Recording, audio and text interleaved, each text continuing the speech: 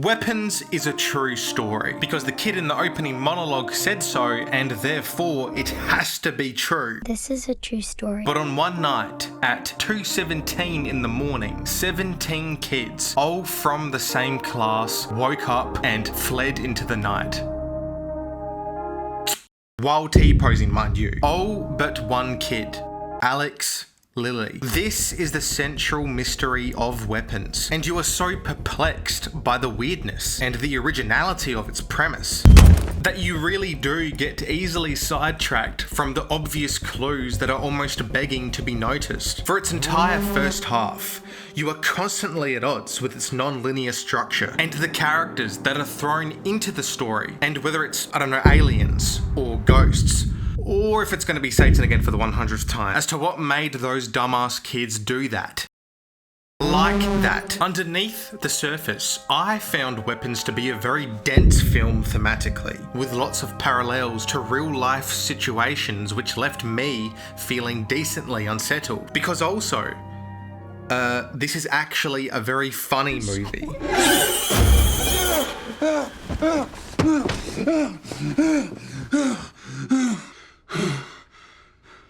What the fuck? To me personally, the thing I will probably remember most about Weapons is its villain. So spoilers in 10, 9, 8, 7, I warned you, 6, 5, 4, 3, 2, 1. Alex has an aunt called Gladys, who, turns out, is a modern day witch. And the thing that is most memorable about her is her appearance. She has this image of a sweet old lady, keyword image, wearing bright reds with a red hair wig and botched red lipstick. She has all of these peculiarities that she just expects other people to accept. It's a peculiarity of mine. I don't even try to rationalize it anymore. And they do, because who the fuck asks for a bowl of water in this economy? A bowl, please. A bowl? Then she cuts her hand open and forces Wong to commit a hate crime on his boyfriend. All of this is built to hide a dark secret, however, which is that she is slowly dying from an incurable illness and needs to feed off another's life force in order to stay alive, and more importantly, to cling onto her power. Cling on these balls.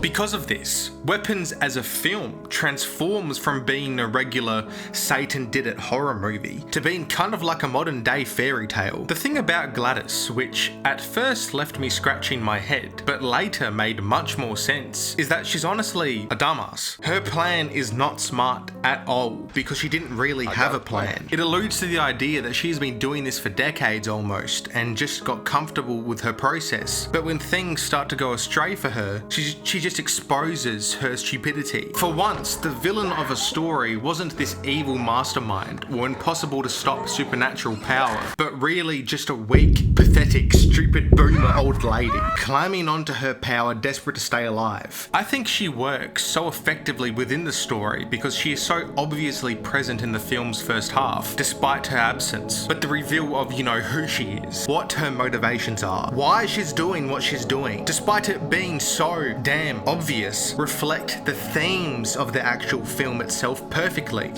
Normally you would associate witches with more gothic films or fairy tales. In the current horror landscape, you would never expect a literal witch to be at the forefront of a story set in the modern day, starring an alcoholic elementary school teacher, a cop with anger management issues, alcohol issues, infidelity issues, which is like every cop in movies, or even a meth addict, or even Josh Brolin, because it throws you off with all those characters and their many non-linear but connecting adventures within the film. Witch written on Justine's car in bright red paint, or Gladys herself appearing in the nightmares of Archer and Justine before her reveal. And you were just like, what the hell is even that? What the fuck? Looking back, it's like, how is this twist even that surprising, considering how it just shows you exactly what and who the real villain was going to be.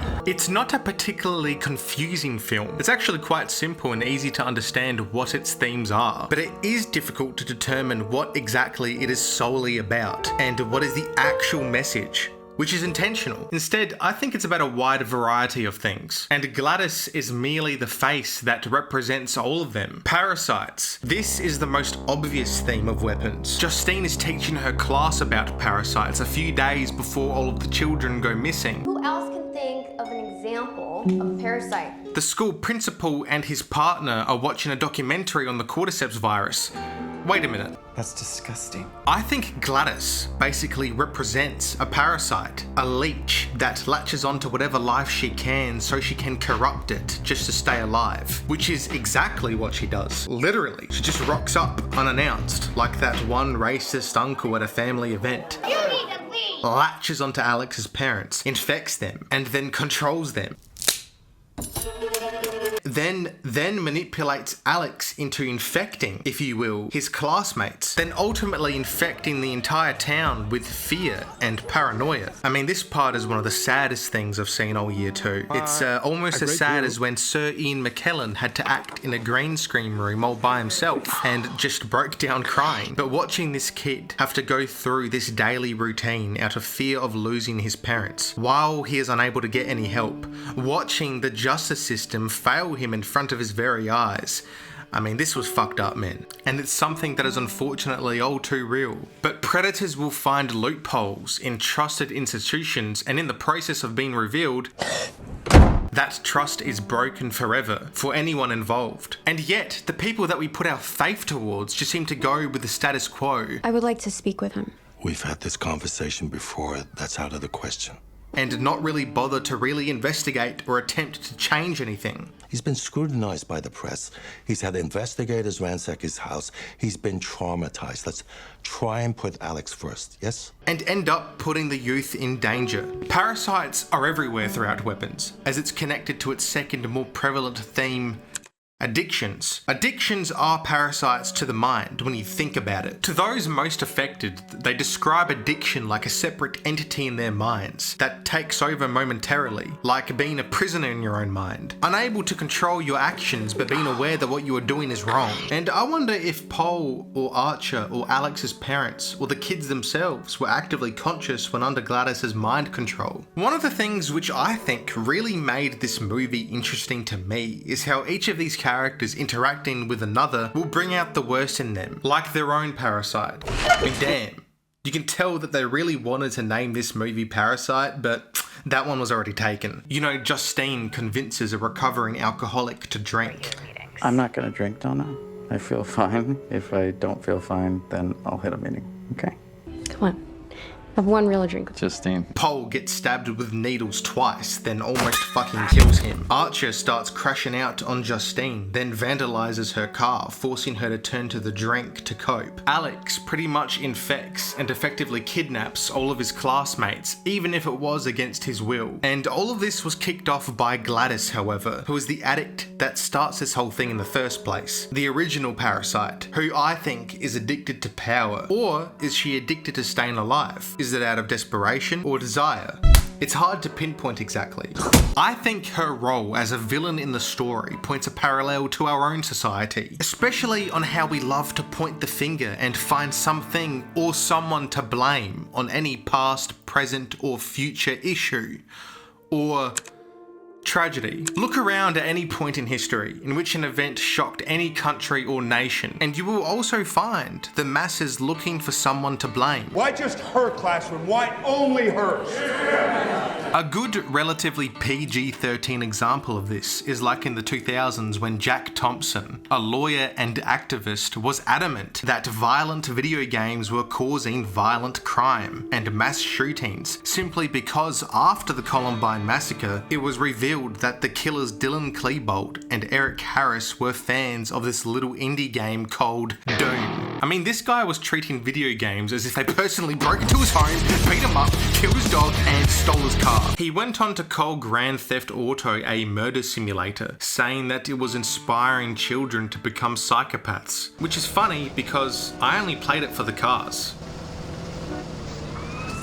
I mean, damn. He's building a pretty strong case here. I mean, shit, man. Hitler, Napoleon, John Wayne Gacy, Stalin, Emperor Nero, Vlad the Impaler, and Genghis Khan were all hardcore gamers. You know, Adolf was going for that 6 million to 1 kill-death ratio.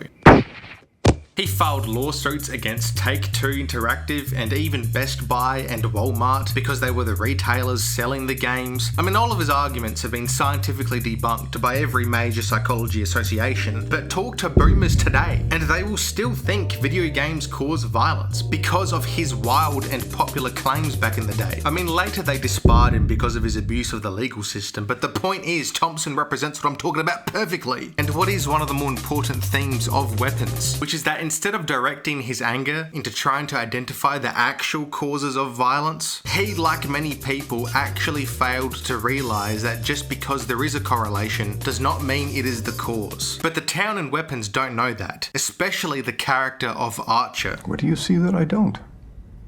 I see something that I don't understand at all. At the start of the movie, there's a school meeting to discuss the events and for the parents to express concern over the incident that no one can explain, seemingly a random act of evil that no one can truly comprehend. So they blame the teacher because, well, it's easy, rather than investigating or identifying the truth. I think Weapons as a whole is both a subtle, not so subtle exploration of the different parasites of our society and how they can be weaponized and exploited out of desperation.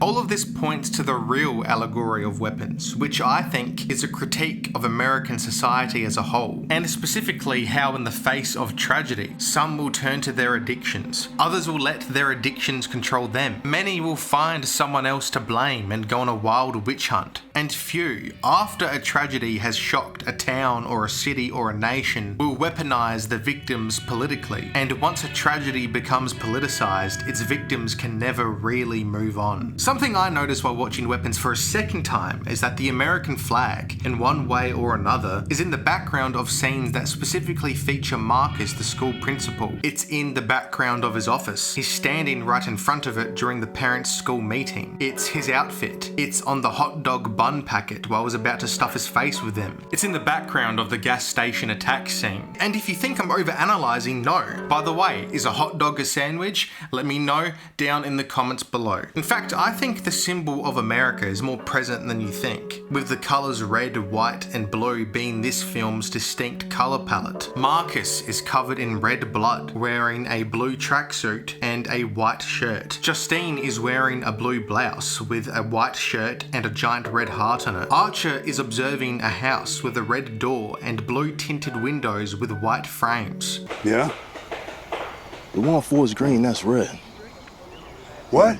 These are choices that are specifically made and are intentional. Gladys herself has a red, white and blue colour scheme. But my point more specifically here is that Marcus in Weapons is the face of a system that we put our trust in. You know, the classroom is meant to be a safe place for children. The police are meant to serve its citizens, not assault them and then turn off the body cam and try and cover it up because you are dating the boss's daughter. And yet, both in real life and in Weapons, they have failed us. To a certain extent, of course. I don't deal in absolutes, but you get my point. Ultimately, what made Gladys an effective twist villain was that she relates and is conjoined so heavily to all of these themes in subtle ways that even when her intentions are revealed, are still open to interpretation. With all that being said, I didn't really like the ending of Weapons at first. I thought it was kinda a nothing ending that ultimately left me wanting more of an explanation. But when I took a step back, went outside, touched grass, came back, rewatched the movie, and came to the conclusion that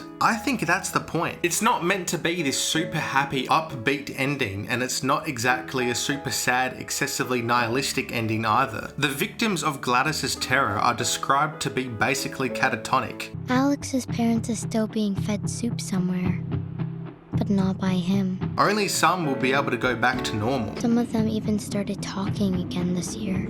And I thought that this was a very realistic and grounded approach on how to tie up the loose ends of this story and what it represents. Because really, after experiencing something so traumatic in real life, you will never be the same. Addicts will never be able to truly undo the damage they cause to loved ones. Children who have experienced abuse will grow up to never be normal. Marriages will never be the same. Old fucking witch fucks who get their fucking heads peeled off by fucking mind-controlled children. What the fuck? Overall, I think Weapons is just a good movie that allured me simply due to the creativity of its premise and the many interpretations that Zach Cregger crafted for you to find.